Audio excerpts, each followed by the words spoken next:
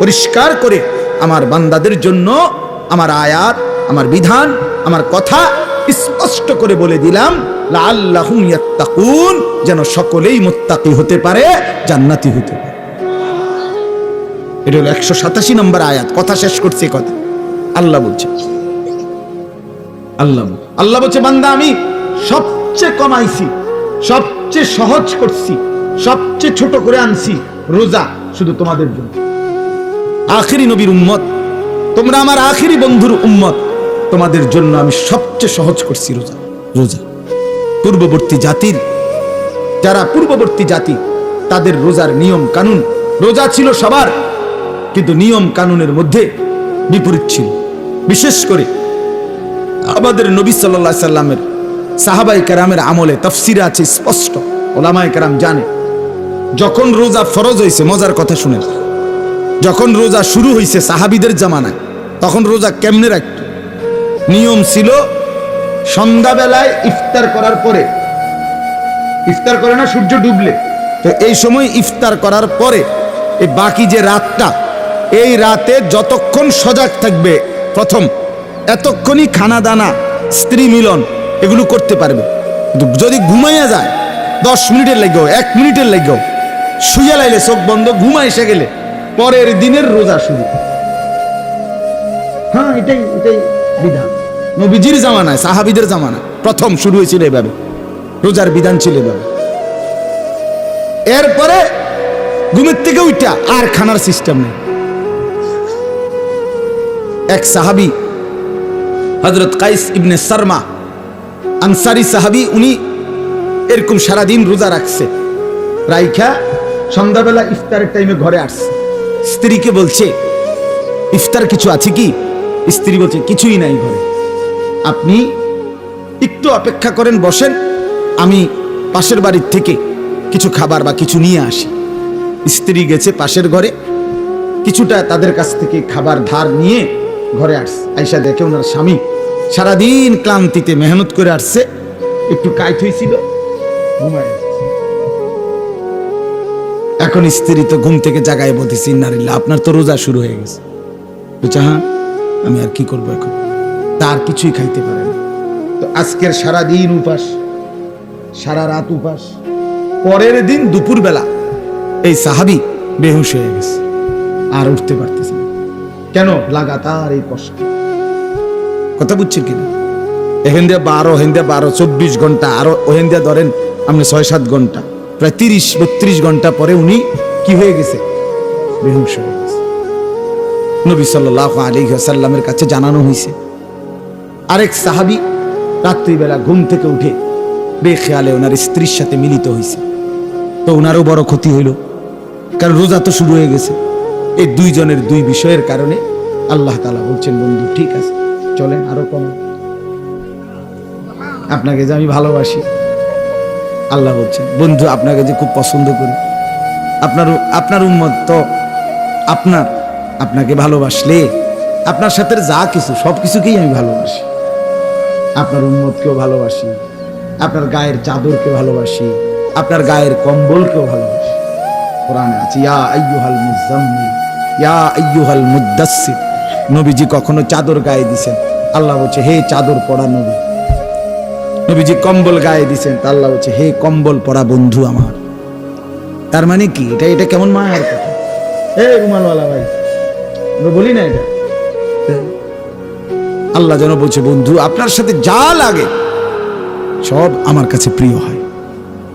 চাদরও দামি, কম্বলও দামি। আয় হায়, যদি চাদর দামি হয়, কম্বলও দামি হয় নবীর সাথে, আপনি আমি লাগলে কি পরিমাণ দামি হব? তাহলে কেন দাড়ি কাটেন? দাড়ি কাটেন কেন বাপ?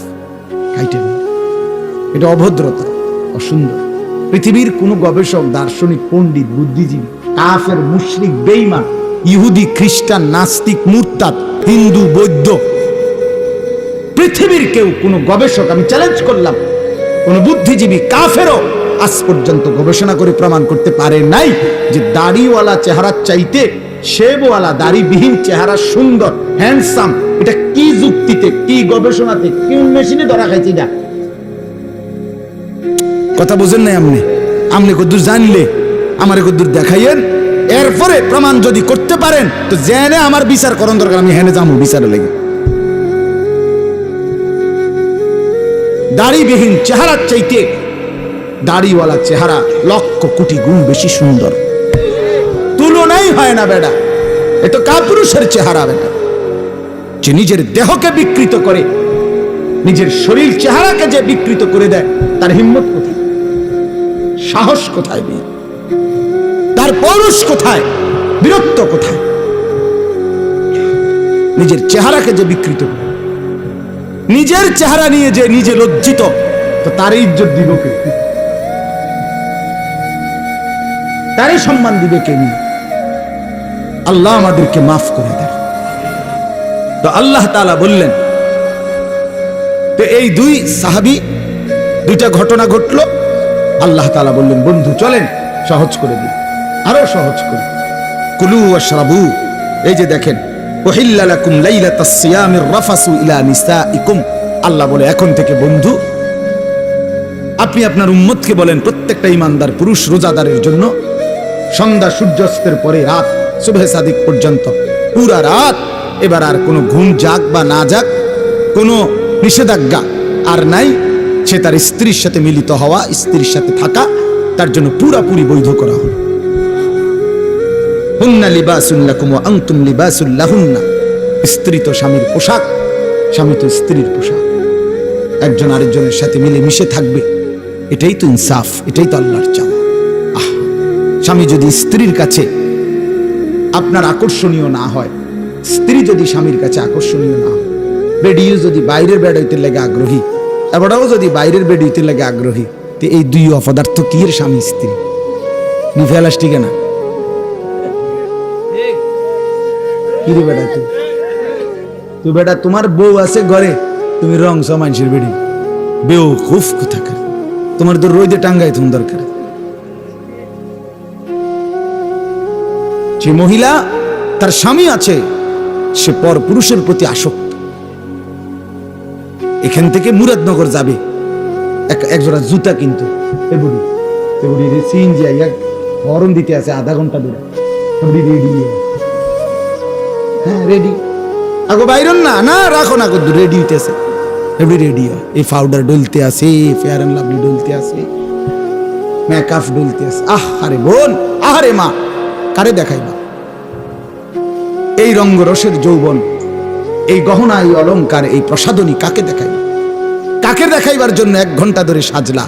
রাস্তার ওই লম্পট বখাটে যে তোমারে দেখে অবৈধ কল্পনা করে, অশ্লীল কামনা করে সে, অথচ নিজ স্বামী বেচারা যদি বলে কদ্দুর কাপড় সোপড় কদ্দুর বদলাইয়া সুন্দর করে পাউডার টাউডার বা কদ্দুর সুন্দর করে ভালো হইয়া থাকো, স্বামীর সামনে আসো, হ্যাঁ বেডা কথা কই দে, বেডা বাত রাইনতে রাইনতে জান শেষ, কথা কইতে তো সুন্দর লাগে। এই দিছের বেডার গায়ে জামাইয়ের 14 গোষ্ঠী উড়ে গেছে, জামাইয়ের কপালে ভালো কাপড়, ভালো প্রসাদনী কিছুই জোটে না, জোটে রাস্তার বখাটের কপালে।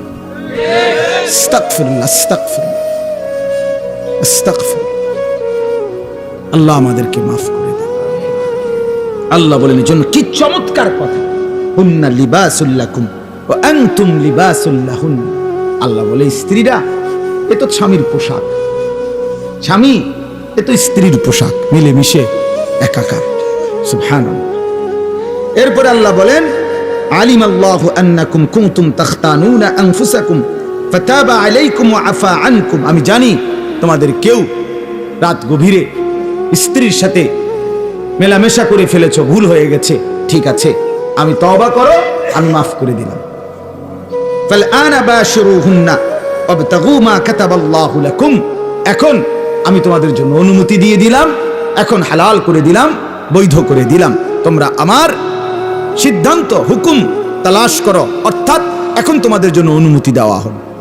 এরপরে আল্লাহ বলেন ওই আরেক সাহাবীর ঘটনা রয়েছে না, বড় যে কি হয়ে গেছে, তো আল্লাহ বলছে কুলু ওয়াশরাবু, এবং সাথে সাথে খাও পান করো, হাত্তা ইয়াতাবায়্যানা লাকুমুল খাইতুল আবিয়াদু মিনাল খাইতিল আসওয়াদি মিনাল ফজর, একেবারে সাদা সুতা কালো সুতা থেকে আলাদা করা পর্যন্ত খাও পান করো। তার মানে রাত্রির কালো রেখা থেকে যখন সুবহে সাদিকের সাদা নতুন রেখা আসে